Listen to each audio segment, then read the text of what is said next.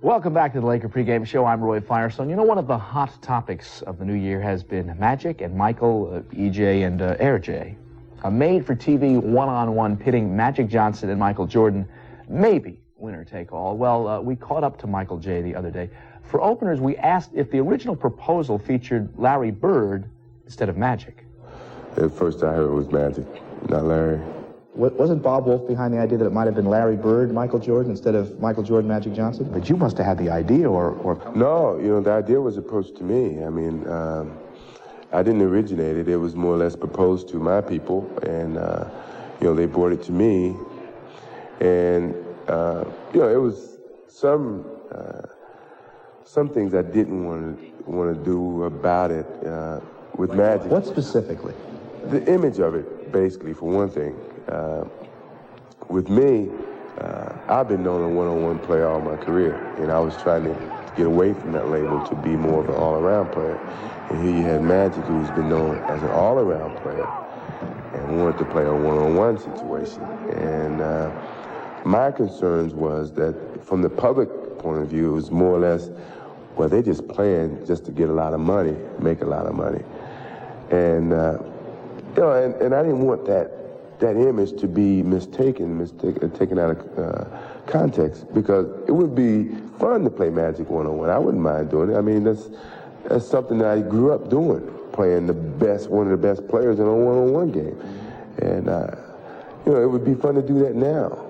But it's so much confusion involved in the situation because of the situation being more of a business proposition. A lot of money is going to be surrounded, a lot of finance is going to be surrounding, a lot of images are going to be projected from this, and a lot of concerns from a lot of people. There are a couple of theories as to why, at least initially, it's been shot down. Number one, that the Players Association, fronted by Isaiah Thomas, shot it down. And this stems back from a feud you and Isaiah had for several years, leading back to the NBA All-Star Game of several years ago. Your thoughts on that? Well, theory, I didn't think, hopefully not, the differences that myself and Isaiah have had in the past should have anything to do with something that Magic and myself had anything was going to originate. Just completely. I really felt that. I really felt that, you know, things that happened in the first All-Star game, which is probably the initiative of all the Isaiah Thomas, Michael Jordan relationship, all that got started. I really thought that was in the past. I wanted it to be in the past, because we're two grown-up people to the point where we can eliminate confusion between the two of us that's going to always be brought up. We ought to be men enough to throw that out the way and start all over again. But a lot of people feel that, and I don't know how that came about, was that the differences between Isaiah and myself was a reason that the Players Union went against it. I don't know if that's true or not. I hope not. I don't think it would be. Some other theories include the NBA frowning upon any inferences to gambling, that this game originally was set in Las Vegas. They didn't like that idea. And also that the NBA didn't like the idea of individual players making money off the NBA's name and their own reputation in the league. Yeah, I can understand the concerns that the NBA may have about pertaining to the lottery, as well as, you know, the one-on-one situation and the odds that's going to be involved, and maybe the betting that's going to be involved.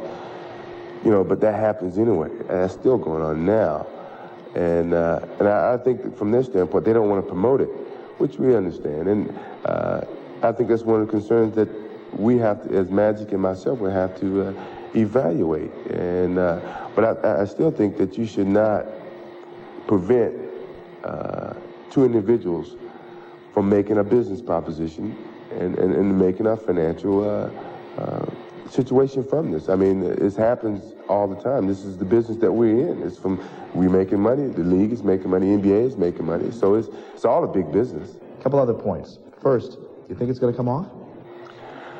I think it's very possible that it can. You know, I think it's very possible. There's still a lot of strong feelings against, but I don't see where that is going to be prevented through a legal battle. And the other one is Magic Johnson is 6'9". You're about 6'6". What kind of strategy would you set up for this game if it does come off?